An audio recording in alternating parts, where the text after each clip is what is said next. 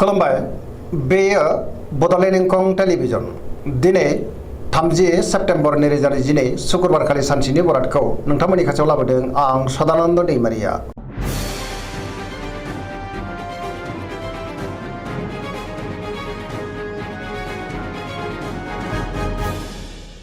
सिगां फरायनो लादों मेष राशि गिबि हांखो अ ल दिनैनि साना मोजां आरो गाज्रिनि गेजेरजों बाबेननांगोन। गोसोखौ जोबोर उसुखुथु मोननो हागौ। मावनो लानाय खामानिखौ मावफुंनो हागोन। अब्लाबो नाथाय गोसोआ जोबोर गुलाय गुजाय जागोन। देहाया मोजाङै थागोन। बहानिफ्रायबा हरखाबै गाज्रि खौरांबो फैनो हागौ। रांखावरियाव मोजां, बेफार फालांगियावबो मोजां। अब्लाबो नाथाय खरसायाबो बांगोन। सोरजोंबा रायखोमा जानोबो हागौ। न'खराव अननानै फैगोन। बिदा फंबायनिफ्राय हेफाजाबखौ मोननो हागोन। बिमा बिफानि अननाय आरिफोरखौबो दिनै मोनगोन। गुबुननि गोसोखौ बोनो गोब्राब जागोन। अब्लाबो नाथाय गोसोनि बोलोआ बांगोन। समाजाव मान मोनगोन। लाइमोनफ्रा जोबोर रमान्टिक जागोन आरो गावबा गावनि गोसोनि साननायखौ फोरमायलायनोबो हागोन। वृष राशि गिबि हांखो इ उ ब दिनैनि साना जोबोर मोजां। गोसोखौ दिनै जोबोर गोजोननाय मोनगोन। गोसोनि बोलोआ बांगोन। मावनो लानाय खामानिखौ थि समावनो आरो गोरलैयैनो मावफुंनोबो हागोन। सिगांनि बयबो आद्रा खामानिखौबो दिनै मावफुंनो हागोन। गोसोआव गियाना बांगोन। गोथों आरो गोग्गो साननो रोंगोन। गियाननि आंखाल जानाय नङा। समाजाव मान मोनगोन। रांखावरियाव जोबोर मोजां। बेफार फालांगियावबो जोबोर मोजां। आयाबो बांगोन। न'खराव बिसि फिसायनि गेजेराव अनलायनाय फैगोन। बिदा फंबायजों मोजां सोमोन्दो थागोन आरो बिमा बिफानि अननायफोरखौबो मोननो हागौ।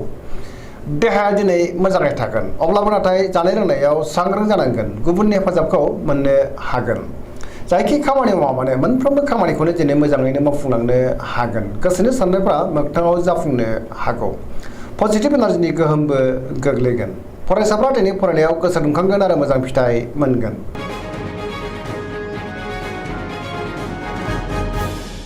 मिथुन राशि गिबि हांखो क स दिनैनि साना मोजां आरो गाज्रिनि गेजेरजों बाबेननांगोन।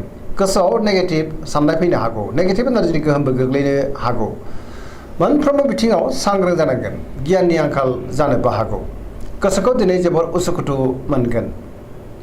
देहाया मोजाङै थागोन। अब्लाबो नाथाय जानाय लोंनायाव सांग्रां जानांगोन। रांखावरियाव मोजां। बेफार फालांगियावबो मोजां। आयाबो बांनो हागौ। समाजाव मान मोनगोन।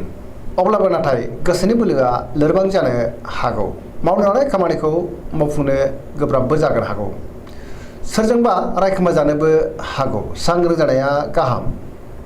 गुबुनजों मोजां सोमोन्दो लाखिनो गोब्राब जागोन। माबा नङा माबा मोनसे हेंथा फैनोबो हागौ। लाइमोनफोरनि गोसोआ दिनै जोबोर रमान्टिक जागोन आरो गावबा गावनि गोसोनि साननायखौ फोरमायलायनोबो हागोन। फरायसाफ्रा दिनै फरायनायाव गोसो दुंखांगोन आरो मोजां फिथाइ मोनगोन। कर्कट राशि गिबि हांखो ड ह दिनैनि साना मोजां आरो गाज्रिनि गेजेरजों बाबेनलांगोन। सोरजोंबा रायखोमा जानोबो हागौ। गोसोनि साननायफ्रा देबारनांगोन। गोसोआव नेगेटिभ साननाय फैनो हागौ। मावनो लानाय खामानिखौ मावफुंनो हागोन। अब्लाबो नाथाय माबा नङा माबा मोनसे गोरोन्थिबो जालांनो हागौ। रांखावरियाव मोजां। बेफार फालांगियावबो मोजां। समाजाव लोगो लेवा बांनो हागौ। गोबां मुंदांखा सुबुंजों दिनै लोगो मोनज्लायनोबो हागौ। देहाया मोजाङै थागोन। गुबुननि हेफाजाबखौ मोननो गोब्राब जागोन। न'खराव अननानै फैगोन। बिदा फंबायनिफ्राय हेफाजाबखौ मोननो हागौ। सेंग्रा सिख्लाफ्रा जोबोर आला खाला जानोबो हागौ। नेगेटिभ एनार्जिनि गोहोम गोग्लैगोन।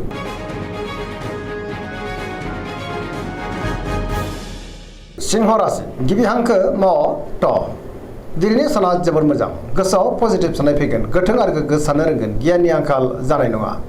मावनो लानाय खामानिखौ थि समावनो आरो गोरलैयैनो मावफुंनोबो हागोन। सोरबा लोगोनिफ्राय थोजासे हेफाजाब मोननो हागौ। बहाबा थाङोब्ला दिनै जोबोर मोजां आरो मोजाङैनो हान्थिनोबो हागोन। रांखावरियाव जोबोर मोजां। अब्लाबो नाथाय खरसायाबो बांगोन।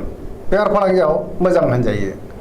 गुबुननि थाखाय गोबां मोजां खामानि मावनानै होनोबो हागोन। गोसोनि साननायफ्रा दिनै मोगथाङाव जाफुंनोबो हागौ। न'खराव अननानै फैगोन। बिमा बिफाजों अनजागोन। समाजाव गोबां मान मोननो हागोन। गुबुननि गोसोखौ गोरलैयैनो बोनोबो हागोन। देहाया मोजाङै थागोन। बयजोंबो गोरोबनो रोंगोन। गोसोआ दिनै जोबोर रमान्टिकबो जागोन आरो लाइमोनफ्रा गावबा गावनि गोसोनि साननायखौ फोरमायलायनोबो हागोन।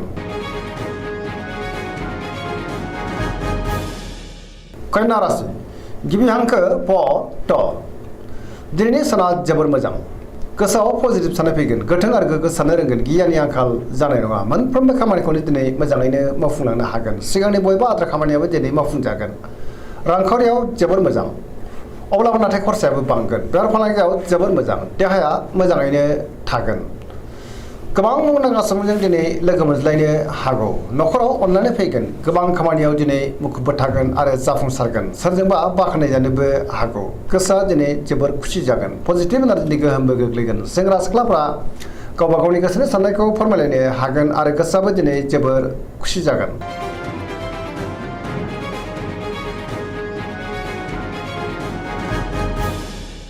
तुला राशि गिबि हांखो र ट दिनैनि साना मोजां आरो गाज्रिनि गेजेरजों बाबेनलांगोन गोसोआव गोनो गोथो साननाय फैनोबो हागौ गियाननि आंखालबो फैनो हागौ गोसोनि बोलोआ लोरबां जागोन गोसोनि साननायफ्रा देबार नांनोबो हागौ मावनो हानाय खामानिखौ मावफुंनो गोब्राब जागोन देहाया मोजाङै थागोन अब्लाबो नाथाय जानाय लोंनायाव सांग्रां जानांगोन रांखावरियाव मोजां बेफार फालांगियावबो मोजां अब्लाबो नाथाय खरसाया बांगोन न'खराव अननानै फैगोन बिदा फंबायनिफ्राय थोजासे हेफाजाबबो मोननो हागौ बेफार फालांगियाव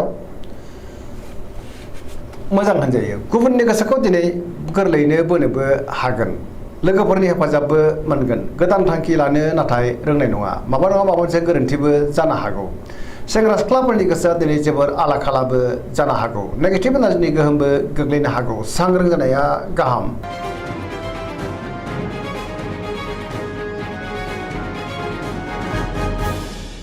वृश्चिक राशि गिबि हांखो न स दिनैनि साना मोजां आरो गाज्रिनि गेजेरजों बाबेनलांगोन नेगेटिभ एनार्जिनि गोहोमबो गोग्लैनो हागौ समाजाव लोगोलेयाव बांगोन सोरजोंबा रायखोमा जानोबो हागौ गोसोआव गोग्गो आरो गोथों साननाय फैगोन मावनो हानाय खामानिखौ थि समावनो आरो गोरलैयैनो मावफुंनोबो हागोन गुबुननिफ्राय हेफाजाबबो मोननो हागौ गोसोनि साननाया जाफुंगोन गोसोनि बोलोआबो बांगोन समाजाव मान मोनगोन न'खराव अननानै फैगोन रांखावरियाव बारा मोजां नङा नाङा फाङा खरसाया बांनो हागौ बेफार फालांगियाव बारा मोजां नङा सांग्रां जानाया गाहाम देहाया दिनै मोजाङै थागोन अब्लाबो नाथाय जानाय लोंनायाव सांग्रां जानांगोन गुबुननि हेफाजाबखौ मोननो हागोन फरायसाफ्रा दिनै फरायनायाव गोसो दुंखांगोन लाइमोनफ्रा जोबोर रमान्टिक जागोन आरो गावबा गावनि गोसोनि साननायखौ फोरमायलायनोबो हागोन।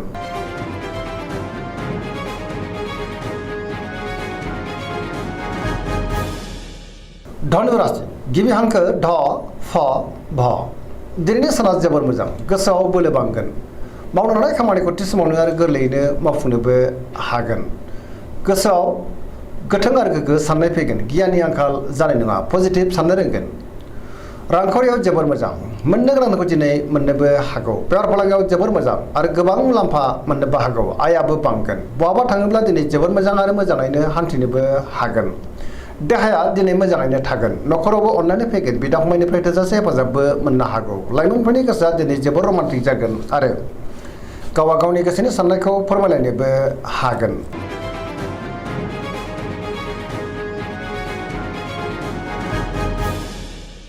मकर राशि गिबि हांखो ख ज दिनैनि साना जोबोर मोजां गोसोआव गोथों आरो गोग्गो साननाय फैगोन मावनो हानाय खामानिखौ थि समावनो आरो गोरलैयैनो मावफुंनोबो हागोन रांखावरियाव जोबोर मोजां अब्लाबो नाथाय खरसायाबो बांगोन बेफार फालांगियाव जोबोर मोजां गुबुनजों मोजां सोमोन्दो लाखिनो रोंगोन गोबां मुंदांखा सुबुंजों दिनै लोगो मोनज्लायनोबो हागौ मोनफ्रोमबो खामानिखौ दिनै मोजाङैनो मावफुंलांनो हागोन गोदान खामानियाव आखाइ होजेननोबो हागोन न'खराव बिसि फिसायनि गेजेराव अननानै फैगोन बिदा फंबायजों मोजां सोमोन्दो थागोन आरो बिसोरनि अननायखौ मोननो हागौ सेंग्रा सिख्लाफ्रा जोबोर रमान्टिक जागोन आरो गावबा गावनि गोसोनि साननायखौ फोरमायलायनोबो हागोन फरायसाफ्रा दिनै फरायनायाव गोसो दुंखांगोन आरो मोजां फिथाइ मोननोबो हागोन पजिटिभ एनार्जिनि गोहोमबो गोग्लैगोन।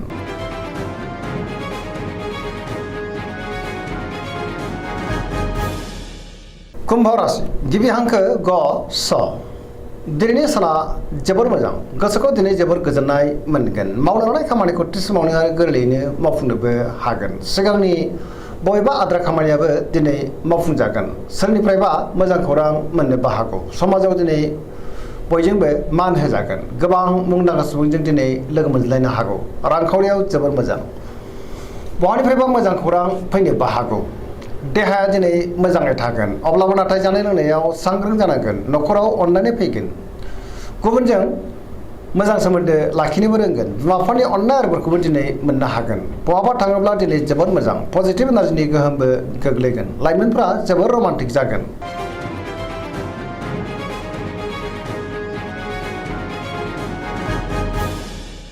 मीन राशि गिबि हांखो ड स दिनैनि साना जोबोर मोजां बहानिफ्रायबा मोजां खौरां फैनोबो हागौ गोसोखौ दिनै जोबोर गोजोननाय मोनगोन गोसोआव पजिटिभ साननाय फैगोन गोथों आरो गोग्गो साननो रोंगोन गियाननि आंखाल जानाय नङा गोसोनि बोलोआ बांगोन गावनि गोसोनि साननायखौ दिनै गुबुननो फोरमायनोबो हागोन देहाया मोजाङै थागोन रांखावरियाव जोबोर मोजां बेफार फालांगियावबो दिनै जोबोर मोजां आयाबो बांगोन बहाबा थाङोब्ला दिनै जोबोर मोजां आरो मोजाङैनो हान्थिनोबो हागोन सेंग्रा सिख्लाफ्रा जोबोर रमान्टिक जागोन आरो गावबा गावनि गोसोनि साननायखौ फोरमायलायनो हागोन पजिटिभ एनार्जिनि गोहोम गोग्लैगोन फरायसाफ्रा दिनै फरायनायाव गोसो दुंखांगोन आरो मोजां फिथाइ मोननोबो हागोन सरासनस्रायै दिनै साना जोबोर मोजां आरो मोजाङैनो बारग'लांगोन दिनैनि राशि फरायनाया एसेनोसै जोबनायाव बेखौनो खावलायो जाहाथे नोंथांमोना सानफ्रामबो जोंनि बे बड'लेण्ड इंखं टेलिभिजनखौ नायबाय थायो आरो साबस्क्राइब खालामो लोगोसे लाइक खालामो आरो शेयार खालामो एसेनोसै गोजोन्थों